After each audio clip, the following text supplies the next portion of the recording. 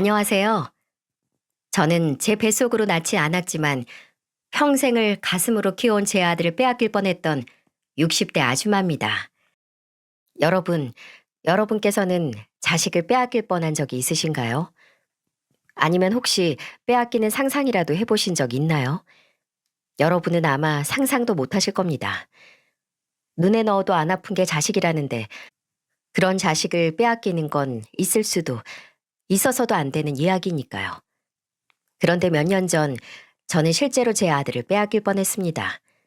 그것도 당연하다는 듯이 뻔뻔하게 내놓으라고 소리치는 사람들에게요. 억만금을 줘도 안 내어줄 제 아들을 말입니다. 그리고 그런 아들을 제가 어떻게 지켜냈는지 여러분들에게 이야기하고 싶어 이렇게 사연을 보냅니다. 저는 꽃피는 시절 20살의 첫 남편과 만나 일찍이 결혼 생활을 시작했습니다. 그리고 저는 어렸을 적부터 아이들을 무척 좋아했어요. 동네 아이란 아이는 다 제 손을 타고 자랐다 해도 과언이 아니겠죠. 그래서인지 어렸을 때부터 저는 엄마가 되는 게 꿈이기도 했고요. 그런데 왜 인연은 하늘이 내려준다고 하잖아요. 제 삶에는 자식연이 없었던 건지 애석하게도 저는 첫 번째 남편과 함께했던 20년이란 길고 긴 시간 동안 3명의 아이를 유산하고 말았어요. 20년이란 결혼 생활 동안 자식이 하나도 없으니 제 결혼 생활이 순탄할 일이 있었겠어요? 첫 번째 남편은 집안의 장남이었는데 그 시절에 장남에게서 자식이 없으니 시어머니가 절 가만둘 리 없으셨죠. 제가 시어머니께 혼이라도 나는 날에는 애도 못 낳는 게부터 시작해서 네가 우리 집 대를 다 끊어놨다 하시며 절 사정없이 몰아세우셨죠. 또 유산하고 슬픈 마음에 홀로 방에 누워있으면 시어머니는 어김없이 나타나 있던 애도 네가 잡아먹어놓고 어딜 누워있냐 하시면서 절 참 모질게도 내치시곤 했어요. 지금 시대였으면 제가 시어머니께 대들어보기라도 했을 텐데 그 당시에는 그게 무슨 큰 죄라도 되는 줄 알았어요. 그래서 입도 떼지 못하고 그 모진 소리를 다 듣고만 있었네요. 그렇게 시간이 지나고 이제 아이를 갖기 힘든 나이에 접어드니 시어머니는 절 사람 취급도 안 하시더라고요. 그리고 시어머니와 똑같았던 남편도 이제는 대놓고 외도를 저질렀고요. 그리고 원망하는 절 보며 시어머니와 똑같이 아이도 못 낳으면서 이 집안엔 왜 있냐 라는 망언도 서슴없이 해댔네요. 그래서 결국 40이란 나이에 사람 취급도 안 해주는 그 모질고도 모진 곳에서 도망 나왔습니다. 첫 번째 남편과 이혼한 후 저는 한동안 아무것도 하지 못했어요. 40살에 자식도 없고 남편도 없고 심지어 친정도 없었던 저는 살아야 할 이유마저도 없었죠. 그런데 삶의 끈은 제가 놓는다고 놓아지는 게 아니더군요.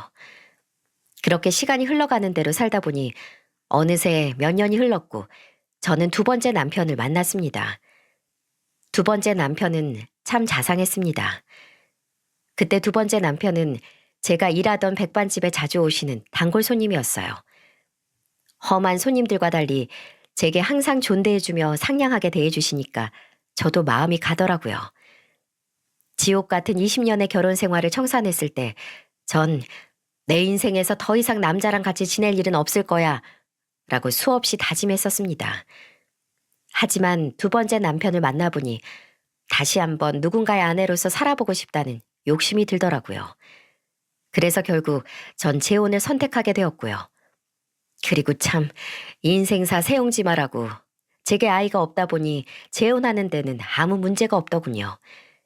20년의 결혼 생활에서는 저를 그렇게도 괴롭혔는데 말입니다. 재혼한 남편에게는 아들이 한 명 있었습니다. 왜 대개 재혼할 때 상대방의 아이 문제로 의견이 대립해서 다투기도 하고 그러잖아요. 하지만 저는 아이를 갖는 게 절실한 소망이어서 그랬는지 남편에게 아들이 있다는 점이 큰 축복처럼 느껴졌습니다. 그리고 꼭 좋은 엄마가 되겠다고 속으로 수없이 다짐했죠. 그렇게 제가 40살 초반이었을 때 저는 이제 막 중학교에 입학하는 아들이 한 명 생겼습니다. 이름은 최혁준. 혁준이를 처음 만나던 날이 제겐 아직도 생생하네요. 중학생이면 많이 어린 나이도 아닌데 제 아빠 손을 꼭 잡고 나타나서는 눈에 쌍심지를 켜고 절 한참이나 째려보는 게 아니겠어요? 그 당시 혁준이의 키는 제 귀 정도 오는 높이였는데 다 큰 아이가 절 그렇게 쳐다보니 처음엔 꽤 무서웠죠. 그런데 이내 어린아이가 어떤 일들을 겪었길래 앳된 얼굴에서 나이에 맞지 않는 저런 표정이 나오는 걸까 하고 생각해보니 되려 안쓰럽더군요. 그리고 혁준이와 내가 친해질 수 있을까 하는 걱정도 들었죠. 그런데 그런 제 걱정은 현실이 되었어요. 몇 주면 될 줄 알았던 혁준이의 낯가림은 몇 달이나 지속되었는데 그만큼 제 속은 타들어가는 것 같았습니다. 이런 제가 딱해 보였는지 동네 아주머니들은 남의 자식 키우는 게 제 자식 키우는 것보다 어렵다라고 하시면서 절 위로해 주셨죠. 이런 위로를 받을 때면 그래, 이런 상황에서 나만 힘든 게 아니구나 싶다가도 한편으로는 혁준이와 내가 사이 안 좋은 게 온 동네 사람들도 다 알 정도구나 하면서 속이 좀 상하더라고요. 혁준이는 제게 온몸에 털을 아주 뾰족하게 세우고 있는 고양이 같았어요. 그리고 식사 시간만 되면 혁준이는 어김없이 제 아빠한테 혼이 났는데 이유는 이랬습니다. 최혁준, 너 왜 밥 안 먹어? 아빠가 또 화를 내야 먹겠어? 여보, 혁준이가 먹고 싶으면 먹겠죠. 식사 시간마다 왜 애를 못 잡아서 그래요.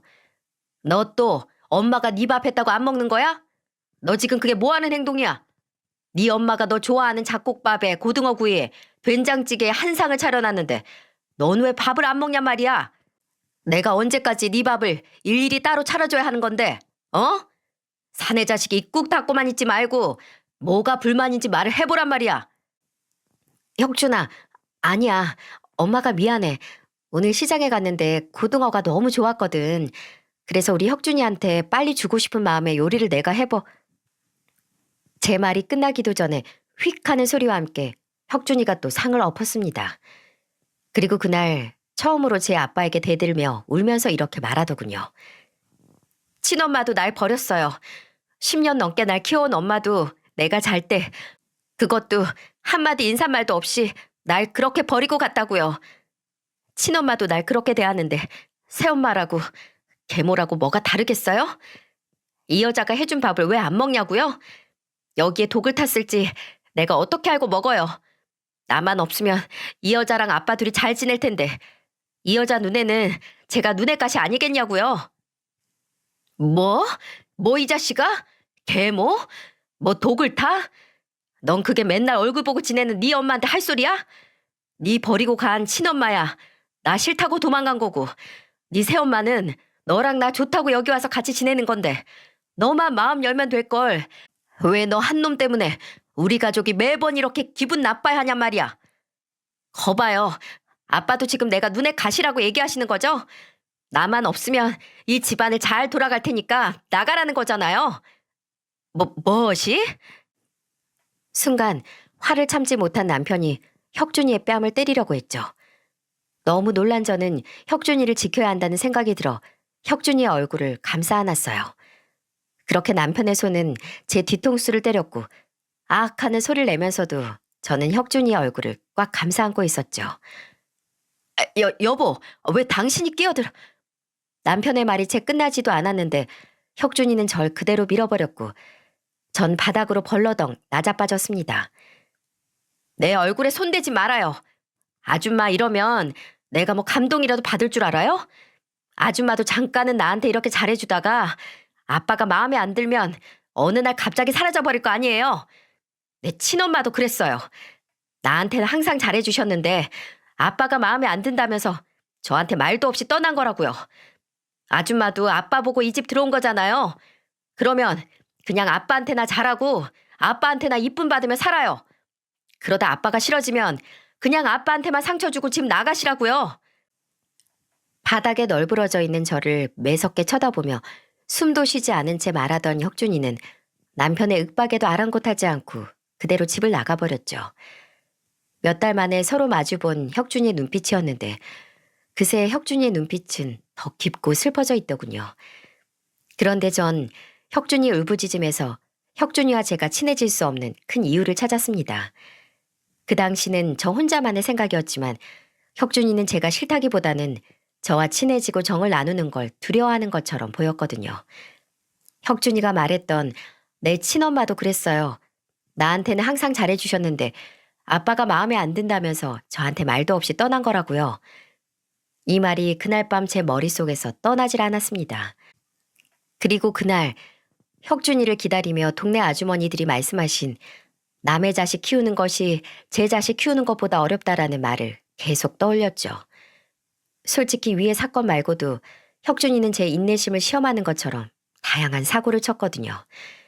일일이 이 사연에 언급하기도 뭐하지만 정말 제 친아들이었으면 데려다가 몽둥이로 엉덩이에 시퍼렇게 멍이 들 정도로 때려서라도 그 버릇을 고쳐놨을 정도로 말입니다. 그런데 저 한 공간에 있는 걸로도 몸서리치게 싫어하는 앤데 제가 훈육을 한다 한들 그걸 본인을 위한 거라고 생각할까요? 아마 역시 계모야.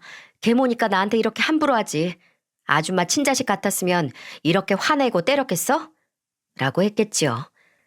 그래서 전 하루하루 더 버릇 없어지고 망가져가는 혁준이를 보며 이러지도 저러지도 못하며 지냈습니다. 그러던 어느 날 결국 큰 사고가 터졌죠. 집에서 빨래를 하고 있던 저는 학교에서 온 전화 한 통을 받았는데 혁준이가 친구를 일방적으로 때려서 친구가 많이 다쳤다는 내용이었어요. 저는 그 길로 혁준이 학교로 찾아갔습니다. 아직 분이 안 풀렸는지 씩씩거리는 혁준이를 보고 있자니 눈앞이 핑 돌더군요. 그리고 남편에게 듣기로는 시험 성적은 항상 상위권을 유지해서 착실한 아이라는데 이렇게 점점 더 어른들한테 함부로 하고 폭력까지 쓰는 모습을 보니까 저 때문에 애가 저렇게 변했나 죄책감이 들더라고요. 아, 어쩌라고요? 저 그냥 퇴학시켜 주세요. 저 같은 놈이 학교 다녀서 뭐해요? 여기 저놈도 그랬고 여기 있는 저놈 엄마도 그렇고 나 같은 건 학교 다닐 필요가 없다잖아요. 얼굴이 시퍼렇게 멍든 친구와 그의 엄마를 보며 혁준이는 고래고래 소리를 지르고 있었어요. 이야기를 들어보니 혁준이가 그동안 엄마가 버린 애라며 친구들에게 놀림을 받고 있었다는 겁니다. 그리고 혁준이는 분한 마음에 주동자를 때렸던 건데 폭력이 과해 일이 이렇게 커졌던 거고요. 놀림받았을 혁준이를 생각하면 피가 거꾸로 돌지만 본인을 도와주려는 선생님의 어깨를 툭툭 밀치며 퇴학시켜달라고 고래고래 소리 지르는 혁준이를 보자니 이건 아니다 싶더군요. 전 그때 다짐했죠.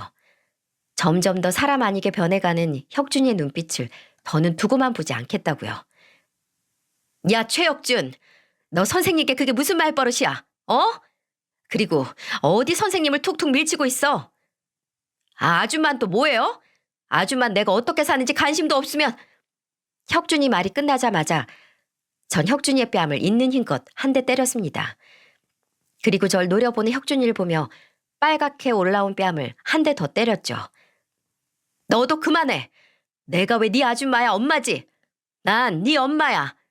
그래서 난 네가 이런 식으로 하늘 무서운지 모르고 이 사람 저 사람한테 건방 떠는 꼴 더는 안 봐줘. 너 당장 선생님께 잘못했다고 용서 빌어. 어서. 제 화난 모습을 처음 봤는지 혁준이는 아무 말도 못하고 절 쳐다만 보더군요. 그런데 갑자기 혁준이가 때린 친구 어머님이 제게 말했어요. 아, 당신이 얘 계모야? 계모라 애가 이렇게 아나무인이 되도록 아무 신경도 안 쓰나? 우리 애 어떻게 할 거야? 그 시험인데 저 팔로 공부를 어떻게 하냐고? 공부는 해서 뭐 한대요? 뭐? 학생인데 공부해서 뭐 하냐니? 계모라 그런지 애들 공부 이런 건 전혀 관심이 없나 봐. 아니요. 제 말은 듣기로 당신 아들이 제 아들 놀리는 주동자였다는데 친구가 처한 상황을 이해해주긴커녕 여기저기 떠벌리며 놀리고 다닌 놈이 공부는 해서 뭐 하냐고요? 쟤는 공부보다 인성교육이 먼저 아닌가요? 그리고 우리 혁준이는 공부하란 소리 안 해도 알아서 잘하고요. 뭐? 너 내 아들한테 말 다 했어? 계모 주제 어디 친엄마인 나한테 자식 교육을 운운하고 있어? 아이고, 그 애미에 그 아들 납시셨네. 저기요 아줌마, 제 혼이 어때서요? 계모가 어때서요? 제가 계모라 우리 혁준이 옷을 안 빨아입혔어요. 아니면 학교를 안 보냈어요? 아, 아줌마 말 나온 김에 우리 혁준이 교복 한번 봐요. 친엄마는 옷도 안 빨아입히는지 저기 좀 봐봐. 목 뒤가 아주 누렇게 변했구만. 우리 애 옷은 깨끗하고 옷에 주름 하나 없이 쫙쫙 다려 입혀요. 애 옷이나 신경 써주면서 저한테 그런 말 하세요. 뭐? 아, 다 됐고 돈 내놔, 돈. 우리의 치료비 내놓으라고. 아, 결국 이 소란을 부린 게 돈 때문이었어요? 아들 장사하시게요? 그럼 당신 아들이 내 아들 놀린 거, 그거 먼저 사과하라고 하세요. 그럼 제가 치료비는 얼마든지 드릴게요. 대신 선 사과 후 보상이에요. 사과 먼저 해요. 어서요. 그날이 제가 혁준이를 위해 처음 엄마로 나선 날이었습니다. 그날 저는 끝끝내 사과를 안 하는 친구에게 단돈 1원의 치료비도 보상하지 않았고 그 엄마도 본인 아들의 고집을 못 꺾은 채 빈손으로 돌아갔죠. 그런데 이날 저는 혹시 제게 맞은 것이 분해 또 역시 계모 맞잖아 라는 소리를 들을 줄 알았는데 혁준이의 첫마디에 저는 눈물을 흘리고 말았어요. 엄마, 아까는 좀 아팠어요. 바로 절 엄마라고 불렀던 겁니다. 혁준이와 지낸 지 7개월 만의 일이었죠. 저는 혁준이와 나란히 걸으며 그 얘기를 듣는데 눈물이 왈칵 쏟아져 혁준이 얼굴 반대 방향으로 고개를 돌렸습니다. 그리고 한참을 걸으며 이야기했죠. 엄마, 그동안 내가 잘못했어요. 난 엄마가 내 편이 아닌 줄 알았어요. 오늘 그 자식 엄마가 날 몰아세우는데 그때 내게 엄마가 없다는 게 참 서럽더라고요. 그런데 오늘 내 편을 들어주는 엄마가 있어서 참 좋았어요. 그랬구나. 아휴, 내가 더 일찍 오지 못해서 미안해. 그리고 아까 널 때린 것도 미안하고. 하지만 난 말하지 않아도 돼요. 엄마 마음 다 알아요. 오히려 엄마한테 맞고 나니까 정신이 확 들던걸요. 앞으로 나 다시 예전처럼 잘 지내볼게요. 대신 엄마, 나랑 약속 하나 해줘요. 엄마는 나 절대로 버리지 않겠다고. 혁준이의 진심 어린 속마음에 전 길을 가다 말고 혁준이를 안고 펑펑 울었습니다. 그렇게 남편과 저 그리고 제 아들 혁준이는 제가 재혼한 지 7개월 만에 진짜 가족이 될 수 있었죠. 그 후로 제 삶은 여느 엄마와 다를 바가 없었습니다. 혁준이는 아침마다 제가 해준 밥을 먹고 등교하고 또 제가 챙겨준 도시락으로 점심을 먹었죠. 그리고 저녁이면 남편과 혁준이 저 셋이 둥근 밥상에 둘러앉아 저녁밥을 먹었고요. 그리고 혁준이가 성인이 돼서 했던 말이긴 한데 혁준이는 제 첫인상이 참 좋았다고 했습니다. 저를 처음 보자마자 제가 따뜻한 사람이란 걸 본능적으로 느꼈다면서 말이죠. 그래서인지 제게 마음을 여는 것이 더 힘들었다고 하더군요. 저한테 많은 걸 의지하게 되어버릴까봐 덜컥 겁이 났다면서 말이죠. 이 작은 아이가 이렇게 많은 부분을 따지고 재며 본인 감정을 조절하며 지냈다는 게 전 마음이 무너지듯 아팠습니다. 어른들이 살고 못 살고 하는 문제에 이 아이가 꽤 많은 상처와 트라우마를 갖게 되었다는 것도 알 수 있었고요. 대체 우리 혁준이가 무슨 잘못을 해서 이런 상처를 겪게 되었을까요? 전 할 수만 있다면 혁준이의 아픈 모든 기억을 저로 인해 말끔히 지워주고 싶었습니다. 그리고 그러기 위해 무던히도 노력했고요.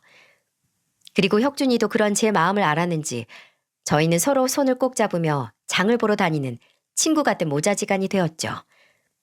그런데 기쁨도 잠시 몇 년 후 공사 현장에서 일용직으로 일하던 남편이 추락사로 갑자기 세상을 떠나게 되었습니다. 그리고 하늘나라로 가기 전 제게 이런 유언을 남기더군요. 평생 같이 살기로 한 약속 지키지 못해서 미안하다. 그리고 엄마에게 버림받았던 우리 혁준이 이번엔 부디 버리지 말아줘. 라고요. 참 바보 같은 사람이죠.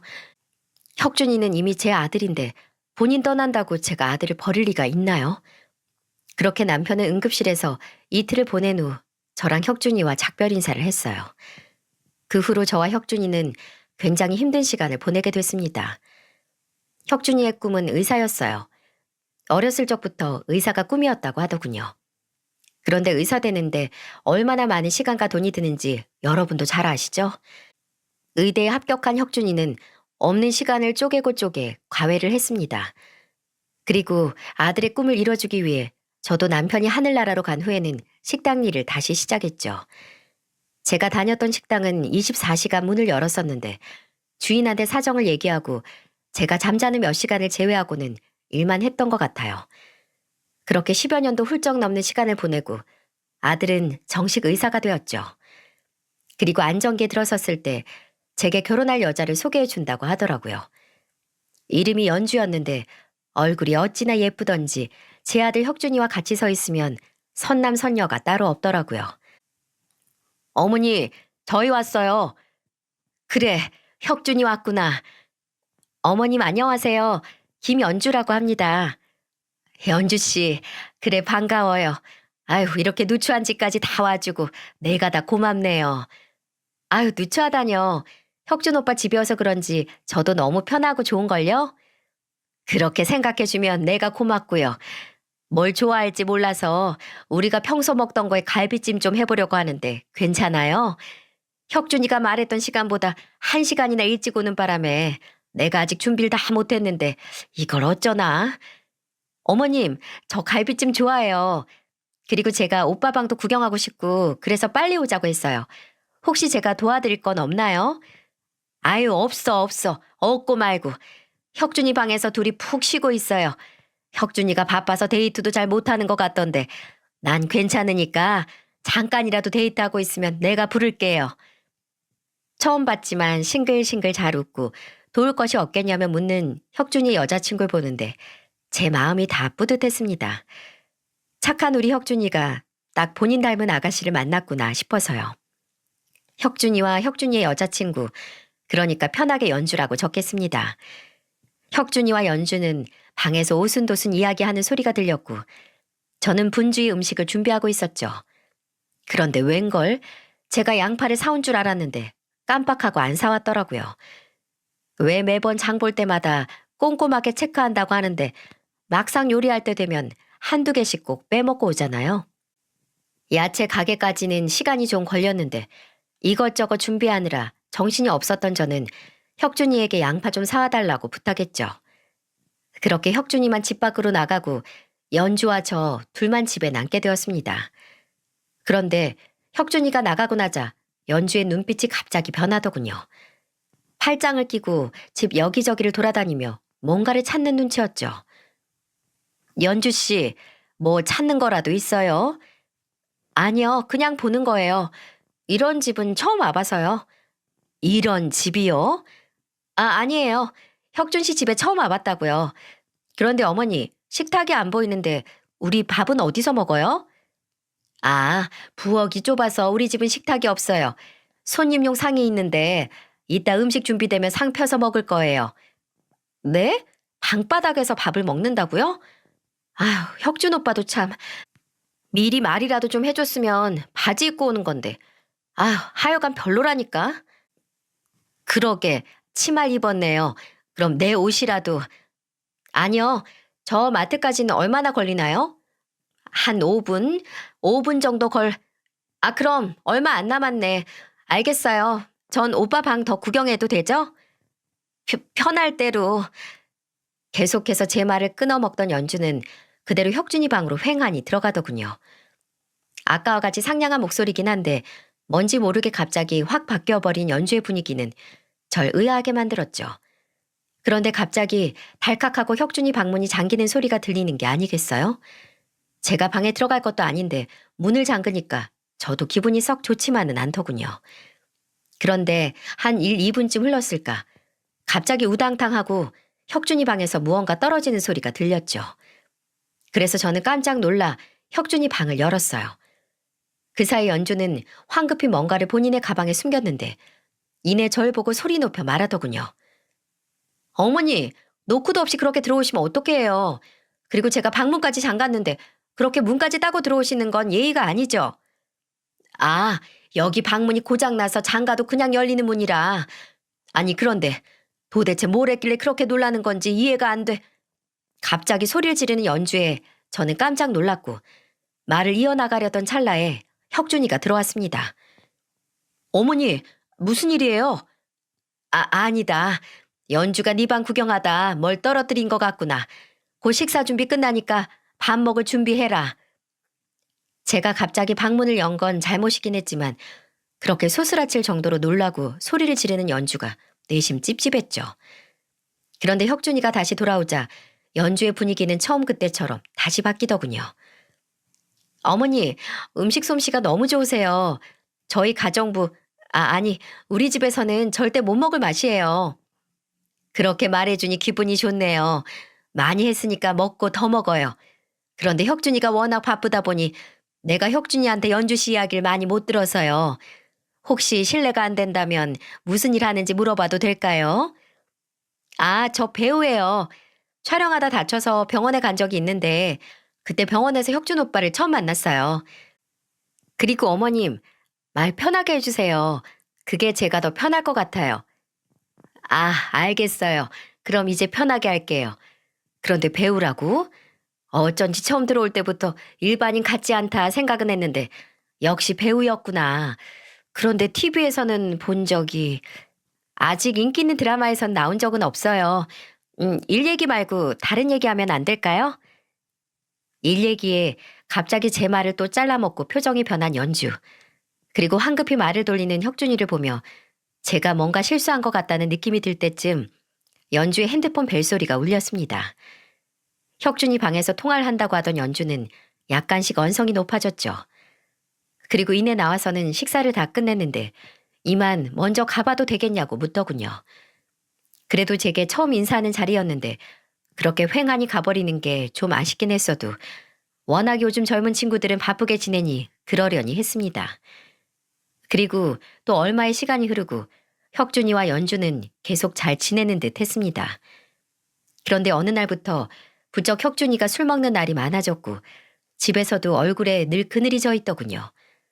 왜 그런지 물어봐도 대답도 안 하고요. 제게 마음을 연 이후로 혼자 지내는 제가 심심하기라도 할까 미주알 고주알 다 늘어놓으며 이야기하던 앤데 이렇게 입을 꾹 다물고 있으니 여간 걱정되는 게 아니겠어요?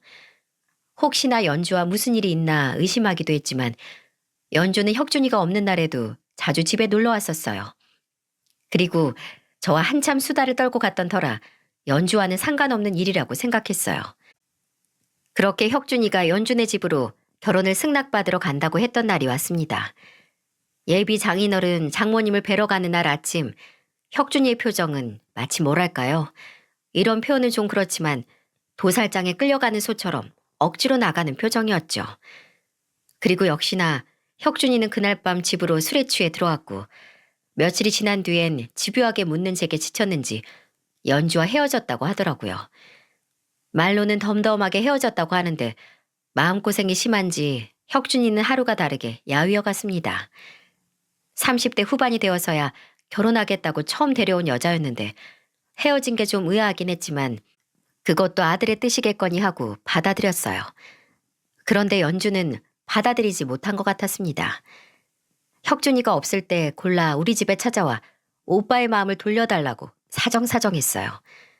심지어 제게 옷이며 스카프 등의 선물도 챙겨와서는 말이죠. 그러던 중 제게 문자 한 통이 왔습니다.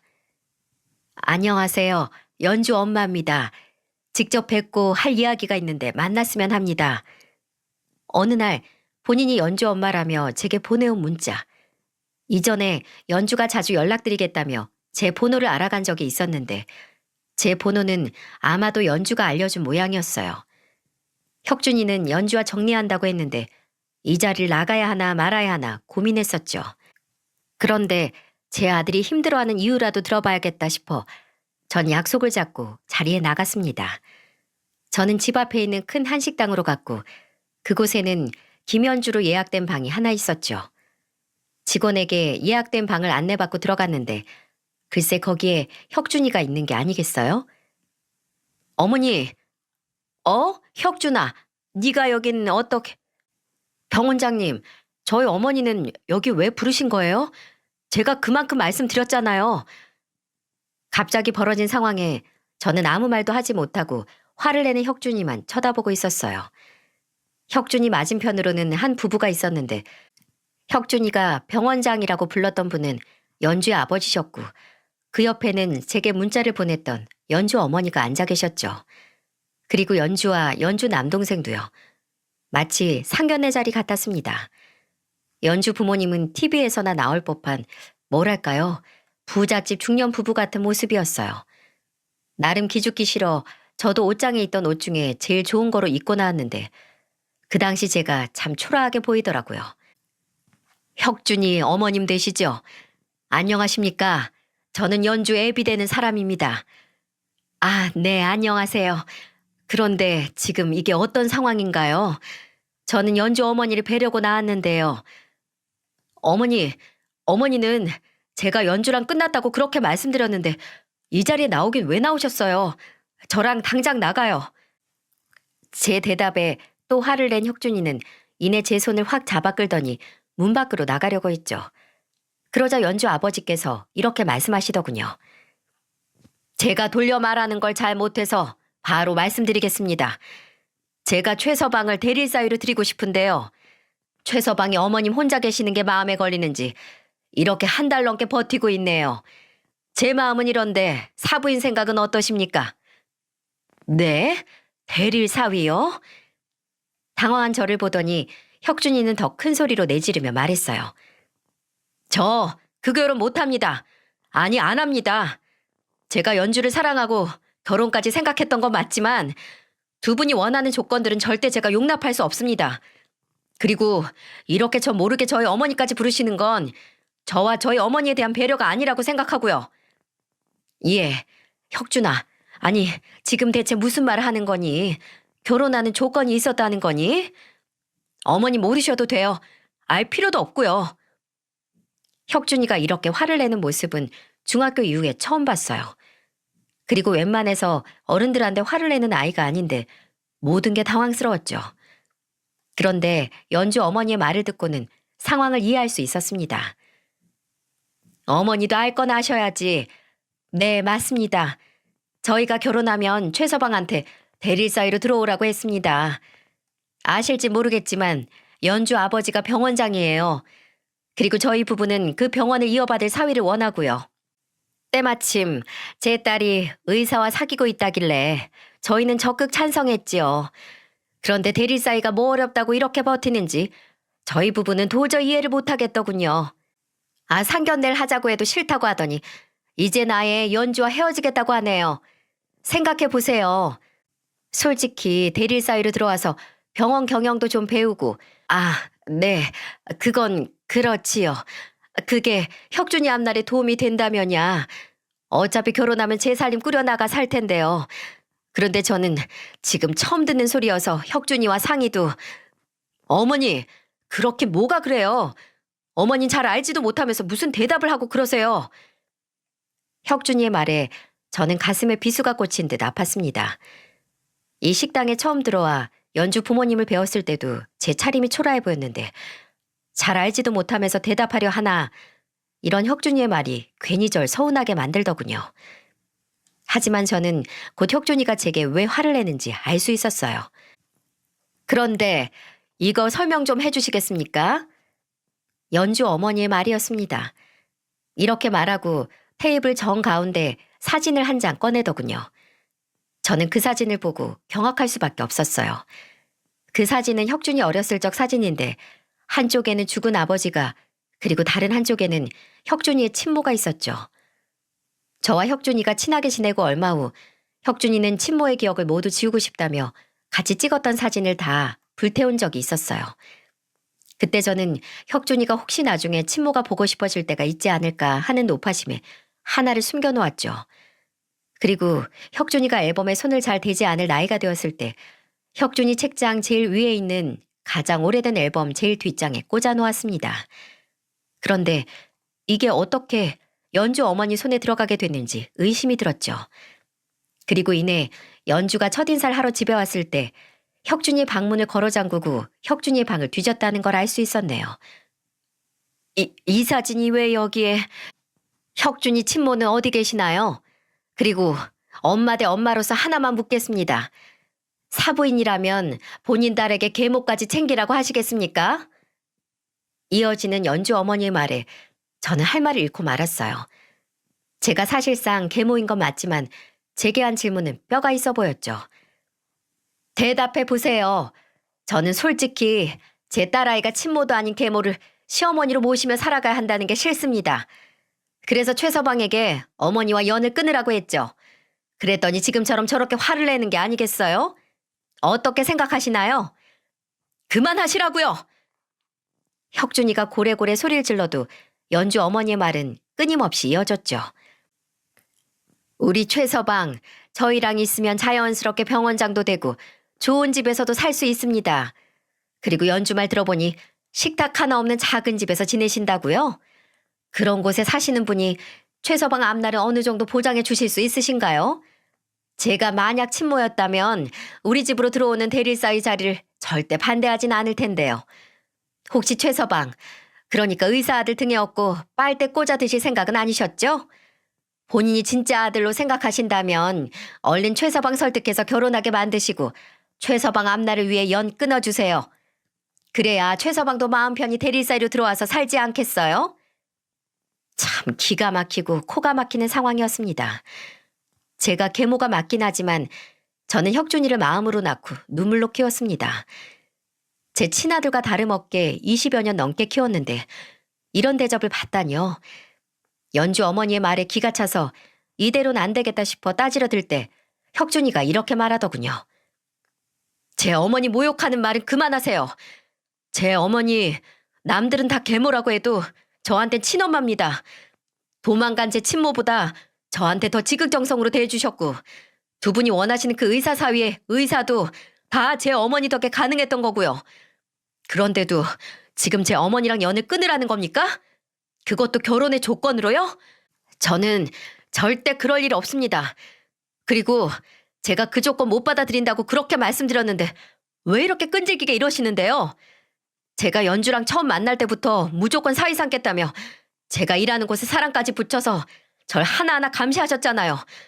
제가 모를 것 같았습니까? 그리고 이젠 하다하다 연주한테 제 방까지 뒤지게 하셨나 본데 제 약점이라도 잡을 심산이셨어요?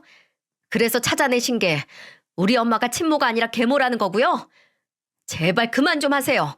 스토커도 아니고 이게 무슨 짓입니까? 아니 오빠. 오빠는 왜 우리 엄마한테 계속 소리 질러? 솔직히 우리 집 정도면 오빠한테는 경사 아니야? 적당히 좀 튕기라고. 그리고 나도 이제 곧 유명 배우 될 텐데 병원장 등에 업었겠다. 와이프는 배우겠다. 오빠한테 뭐가 부족한 결혼이라고 이렇게 튕기냔 말이야. 그리고 나도 엄마 말 동의해. 내가 왜 계모를 시어머니로 모셔야 하는데 그렇게 작고 냄새나는 집에서 말이야. 오빠 그냥 엄마랑 연 끊고 우리 집에 들어와 살자니까. 그래 최서방. 그리고 난 미리 말하지만 친자식도 아닌 최서방 결혼식에 계모가 혼주석에 앉아있는 꼴 절대 못 보니까 그렇게 하려고. 뭐라 부를 말이 없네. 최서방 계모님 제 말 들으셨죠? 당신 혼주석에 절대 앉지. 연주 어머니의 말이 끝나기도 전에 혁준이가 연주 어머니 뺨을 때렸습니다. 너무 갑자기 벌어진 상황에 연주 아버지는 벌떡 일어나시고 연주는 본인 어머니를 감싸 안았죠. 대체 결혼 안 한다는데 무슨 결혼식이고 무슨 혼주석이에요? 다들 정신 차리세요. 그리고 야 김연주, 너 입 안 다물어? 너 나랑 왜 결혼하고 싶은 건데? 너 남자 있잖아. 그것도 내가 모를 줄 알았어? 너 의사 사위 아니면 안 된다는데 네 부모 뜻 따라 나랑 결혼만 하려고 했던 거 아니야? 난 너한테 정말 진심이었는데 넌 아니더라. 나 연우한테 다 들었어.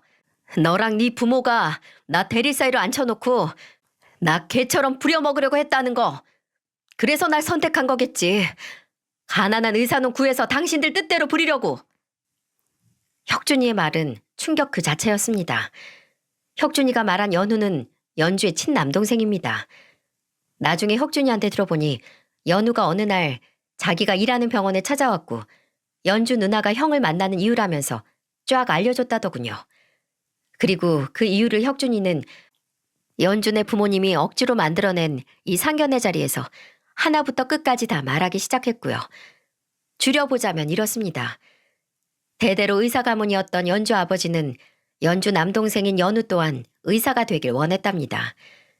연주는 처음부터 공부머리도 없었고 오로지 제 몸치장하는 것밖에 할 줄 몰라 부모 돈만 펑펑 써대는 바람에 포기한 지 오래됐고요. 그런데 연우는 의사에는 전혀 꿈이 없었다더라고요. 그래서 방황 아닌 방황으로 억지로 들어갔던 의대도 부모 몰래 자퇴하고 방랑자처럼 여행을 다녔다네요. 그렇게 시간이 흐르고 연우가 집에 돌아오자 집에서는 배신자 소리를 들으며 쥐죽은 듯 있었다죠. 그리고 연우가 보기에 연주 아버지의 욕심이 줄어드나 싶었는데 끝내 포기하지 않으셨고 이번엔 의사 사위로 눈을 돌렸다는 거예요. 그래서 하나뿐인 딸에게 의사 사위만 데려오면 뒤에서 뭘 하고 다니든 상관하지 않겠다고 했다면서 말이죠. 그러다 혁준이를 만난 거였는데 집안도 변변찮아 보여 대릴사의 제안을 한 번에 받아들일 거라며 집안이 잔치 분위기였다네요. 그런데 혁준이가 계속 거부를 하자 사람을 붙여 협박 아닌 협박도 하고 약점이 될 만한 건 모조리 잡아오라며 그간 제 집을 드나들었다는 거죠. 그리고 연주는 이런 식으로 그동안 3명의 남자에게 더 접근했었다네요. 그런데 그보다 더 충격적인 건 연주 아버지가 말한 그 상관하지 않겠다에는 연주의 사생활도 다 포함되어 있었다는 겁니다.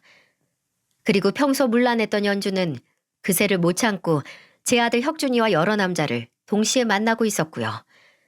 그리고 이런 가족들한테 질릴 대로 질려버린 연우가 아무것도 모르고 있던 혁준이를 찾아와 모두 말해줬다는 거죠. 세상에 이게 다 의사 사위를 얻고 싶은 연주 부모님의 계략이라고 생각하니 제 온몸에 소름이 끼치더군요. 그리고 이런 말을 다 들으니까 저도 더 이상 아들을 위해 참고 있을 수 없었습니다. 아니, 이제는 진짜 참으면 안 될 상황이 온 거죠. 뭐야? 이 사람 같지도 않은 것들이 내 자식을 뺏어가려고 했다는 거야? 그거 당신들 집착인 거 알아? 멀쩡히 잘 지내고 있는 내 아들을 왜 깨어내어서 이런 시궁창에 빠뜨리냔 말이야. 그리고 연주 너 처음 볼 때부터 말 살살 끊어먹고 분위기도 묘하게 왔다 갔다 하는 게 계속 걸렸는데 네가 감히 내 아들한테 의도적으로 접근한 것도 모자라 두고 다른 남자를 만나러 다녔다고? 짝! 저는 혁준이가 연주 어머니의 뺨을 때린 걸로도 분이 식지 않아 이번엔 제가 연주의 뺨을 한 대 쳐버렸습니다. 그러자 제게 버럭버럭 소리를 지르며 이러더군요. 아줌마, 나 배우예요. 배우는 얼굴이 생명인 거 몰라요? 아, 진짜 별. 아줌마, 내 얼굴 어쩔 거야? 빨갛게 부어올랐잖아요. 야, 이 망할 기집애야. 뭐 배우? TV에 얼굴 한 번 안 비치는 배우가 있냐? 어? 말만 배우 하지. 배우라면 먼저 행실을 더 단디해야지. 이 남자 저 남자 만나고 다닌 싸구려 주제에 네가 무슨 배우? 어? 내 아들 아까운 시간 어떻게 보상할 건데? 네가 어떻게 보상할 거냐고? 그리고 당신들은 어떻게 보상할 건데? 그렇게 전 연주와 연주 어머니의 머리채를 한 손에 하나씩 잡고 마구 흔들어댔습니다. 연주 아버지는 처음에는 저를 강하게 말리는 듯 했는데 이내 해탈한 듯 자리를 나가시더라고요. 그런데 그걸 그냥 나가게 놔둘 수 있나요? 제 아들을 건드렸는데요. 저는 복도까지 쫓아가 연주 아버지, 아니 그 빌어먹을 놈 머리채도 잡고 휘둘렀는데 글쎄 가발이 쑥 하고 벗겨지대요. 그래서 하는 수 없이 전 떨어진 가발을 식당 홀에 여러 손님이 식사 중인 테이블들 한가운데 던져버렸습니다. 당황한 연주 아버지가 후다닥 달려가 가발을 찾고는 쏜살같이 도망나가던데 그 모습이 얼마나 웃기던지요. 그리고 그 뒤로 연주와 연주 어머니도 머리가 헝클어진 채로 뒤쫓아 나갔는데 제 아들이 그동안 당했던 마음고생에 비하면 아무것도 아니지만 그래도 꽤 통쾌하더라고요. 그렇게 하늘 무서운 줄 모르고 설쳐대는 사람들이 어디 그런 창피를 당해나 봤겠어요? 그날 저녁 저는 오랜만에 혁준이와 둘이 밥상 앞에 앉아 진지한 대화를 했습니다. 혁준이는 우리 엄마 역시 안 죽었다며 예전에 교무실에 찾아와서 소리 질렀던 그 무서운 얼굴이 아직 남아있네 라고 말했고 저 역시도 이 애미를 선택해줘서 고맙다 라고 말했죠. 그날 이후 제 아들을 빼앗아가려 했던 그 집안 식구들은 나타나지 않았지만 저와 혁준이는 그 일 이후로 더 끈끈해졌죠. 그렇게 2년 후 혁준이는 친구의 소개로 자기를 빼닮은 선한 여자를 만났습니다. 그리고 아들의 손을 빌려 이 사연을 쓰는 지금 혁준이는 알콩달콩 결혼 생활하며 저와도 잘 지내고 있답니다. 여러분, 부모가 자녀에게 남겨줄 수 있는 가장 위대한 유산은 날마다 그들과 잠깐이라도 시간을 함께하는 것이다. 라는 말을 아시나요? 제가 가끔 이 애미는 혁준이 너한테 물려줄 게 없는데 혹시 그때 그 대릴사이 자리 포기한 거 후회하지 않니? 라고 물으면 혁준이가 제게 몇 번이고 해주던 말이었습니다. 어머니는 제게 이렇게 대화하는 시간만 오래오래 주시면 그걸로 충분해요. 라면서 말입니다. 여러분도 제 아들 혁준이의 말에 동의하시나요? 제 사연이 어느 시간대에 올라갈지 모르겠지만 제 사연을 보신 후라면 부모님께 전화 한번 해보시는 게 어떨까 싶네요. 부모와 자식은 함께하는 시간이 많을수록 좋은 거니까 말이죠. 이렇게 눈물로 키웠던 제 아들을 빼앗길 뻔했다가 되찾아온 제 긴 사연은 끝이 났습니다. 오랜 시간 긴 이야기를 들어주셔서 진심으로 감사합니다.